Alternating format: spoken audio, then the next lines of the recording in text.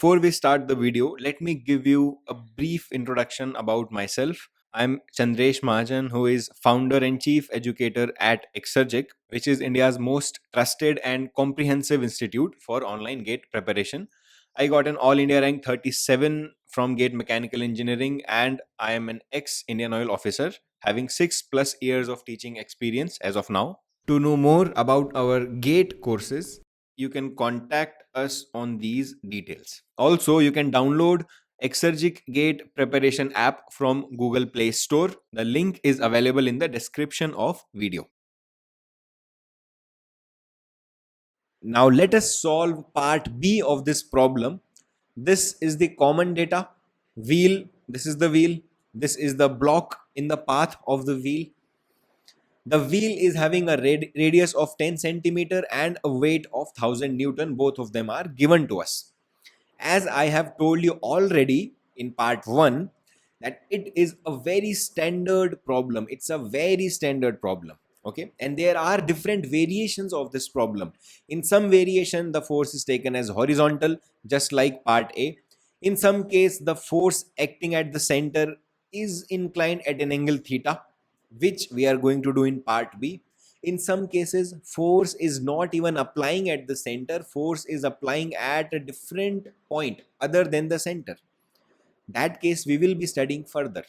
But there are different variations of this problem, and it has already been asked. This case of a wheel and a block has already been asked in GATE 2020. So what we will be doing right now is we will be solving part B of the question. Part A we have already solved, and at the end of that, after completing the solution of part B, I will be sharing a tip with you, which is going to be very important as well as time saving tip for you in your exam. So make sure that even if you find this question easy right now, don't think that you know everything and skip the video. I have already told this to you, that even if you think that sir is teaching something which is very basic and very easy and it is for beginners and let us skip it, don't do that. Watch everything till the end. Do not skip any example, any topic by considering it to be easy. The reason for that is, you would have noticed already that I keep sharing different tips with you, right? As I keep on teaching, I keep on sharing different tips, not only the tips which are conceptually important, but also those tips which will save your time in the exam. So in part B, after solving it, I will be sharing one such tip with you. Let us start with the solution first, and then we will come to the tip. Part B says that if force P can be inclined at any angle with horizontal. So in the first part, it clearly mentioned that force P is a horizontal force. But in part B, it says that if force P can be inclined at any angle with the horizontal, then find the minimum value of P to start the wheel over the same block. Okay, look. Now, some of you may be thinking that, sir, when P is acting at an angle of theta, effective P cos theta is acting horizontally, right? Earlier, earlier means in part 1, complete force P was acting horizontally. But now only a component of this force will act. So, in order to make sure that P cos theta is a good number, is a good quantity which can roll over this wheel, we need to have even a higher value of P now, because cos theta will not be equal to 1. Only for theta is equal to 0 degree it will be 1. But since it can be inclined at any angle now, so this value will be less than 1.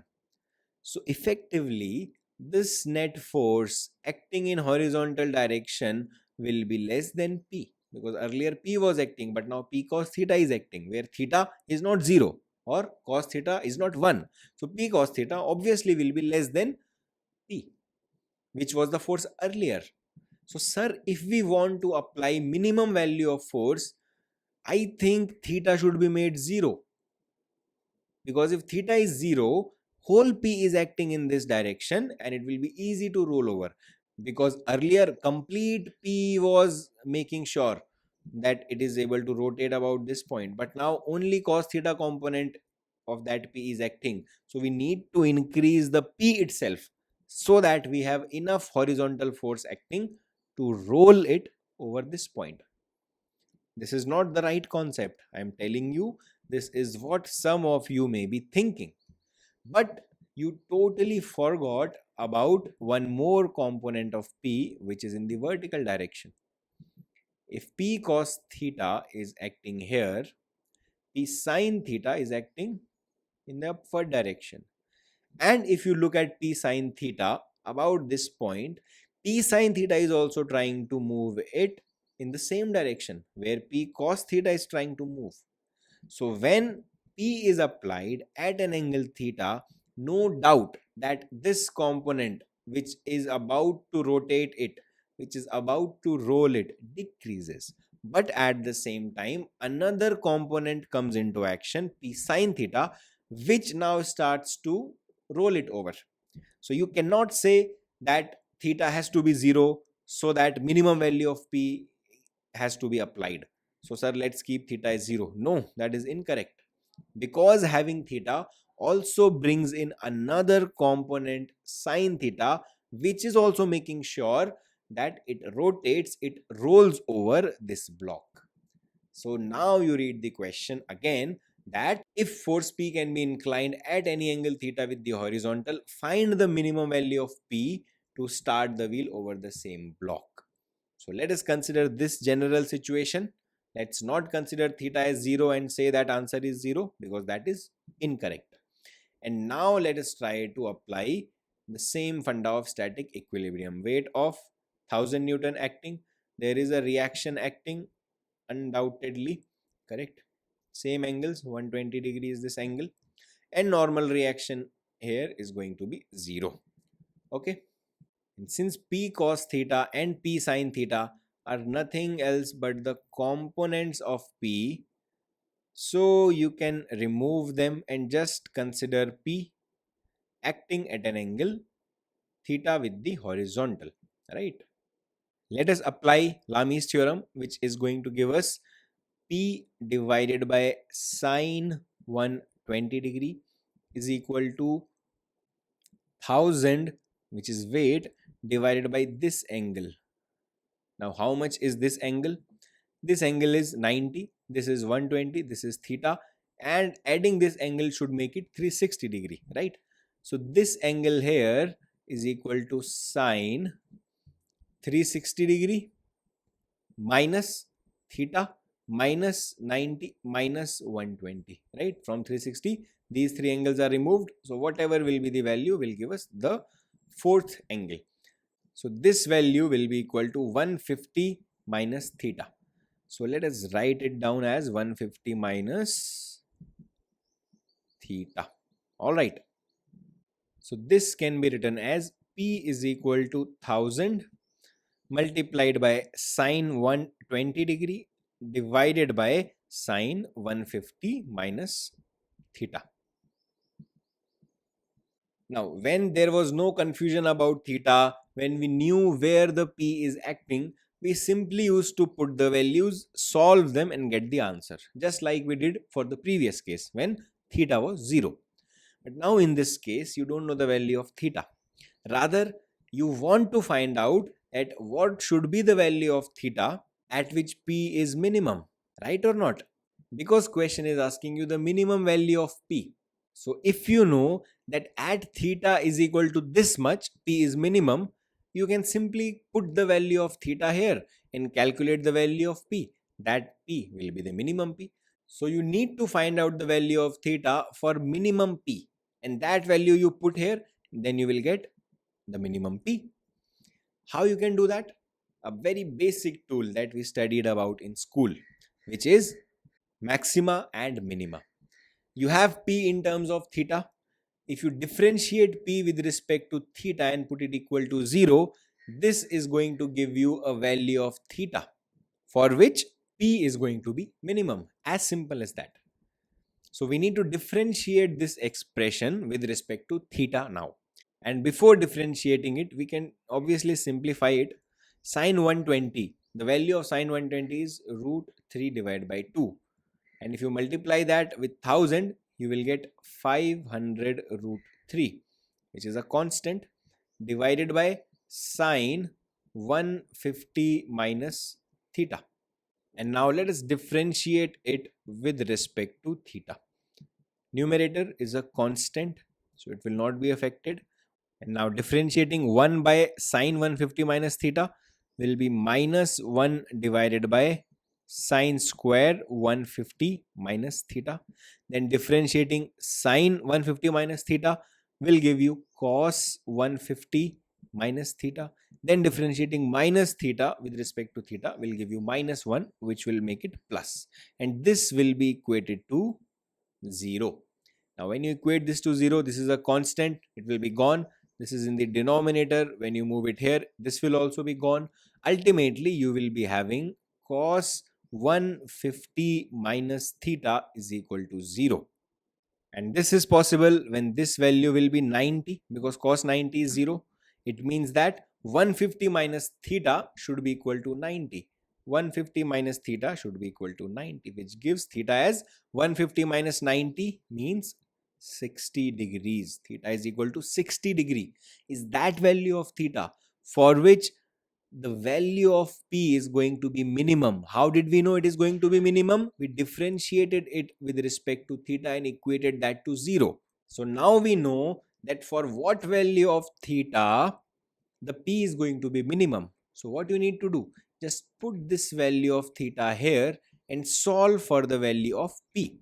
So if we do that, we will get P is equal to 1000 multiplied by sine 120 divided by sine 150 minus 60, which is 90. So upon solving, this value will come out to be 500 root 3 Newton, which is 866.025 Newton. This is the minimum value of P required to roll this over the block. What was the value of P coming in the first part? In the first part, it was coming out to be 1732.05 Newton. So when the force was totally applied horizontally, it required you almost 2 times of this force, right, to roll this over the block. But when you apply this over an angle of 60 degree with the horizontal, you apply a lesser force in order to roll it over. It's an interesting conclusion. It can be applied in real life application as well. Whenever you have such a situation, obviously the exact value of theta will vary.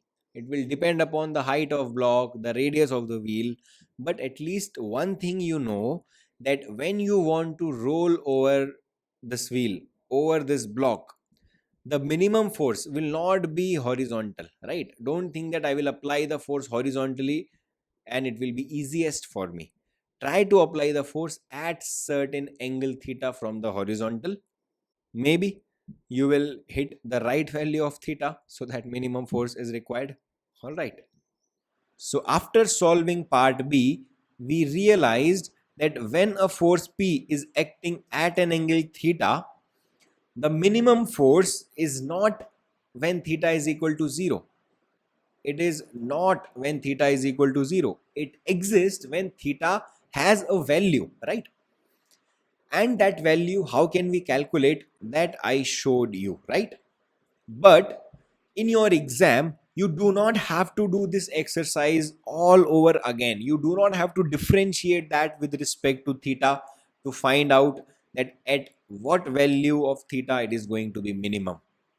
Without differentiating or without doing any of these things, you can directly tell that at which angle P should act such that it is minimum value required to start. What should be the value of theta such that this pull is minimum? That you can find out without solving anything. Look, what you need to do, you need to join this point of contact on the block with the center point, okay? And when you join them, draw a line perpendicular to that. So this is the line perpendicular to this line. Suppose this is A, this is B. So join AB and then draw a line which is perpendicular to AB.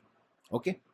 If you want to apply the minimum pull, the minimum value, P has to act along this line, along the line which is perpendicular to the AB. If P is acting at some other angle, not along this line which is perpendicular to AB, then it will not be minimum. So if you want to apply the minimum pull to move this block, to lift this block, to start this, to move this wheel or to start this wheel, then that force P should be inclined along the line which is perpendicular to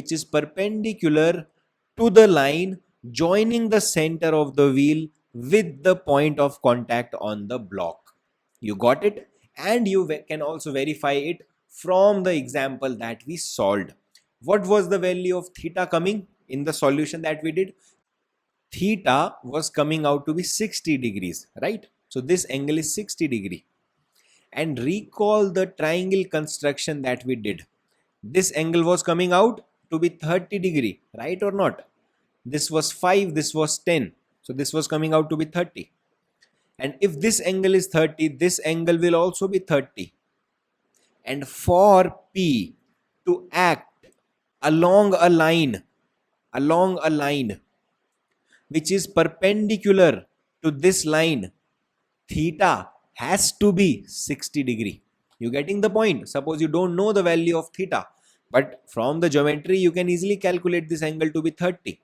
So if this angle is 30, this angle is also 30, alternate interior angles. And since this line and this line should be perpendicular for P to be minimum, in that case this theta has to be 60 degree, only then this angle is going to be 90 degree. So theta's value is 60 degree directly.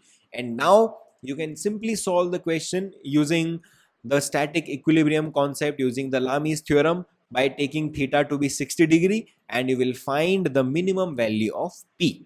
So this is the tip that you must remember in any further question that you solve from wheel and the block problem.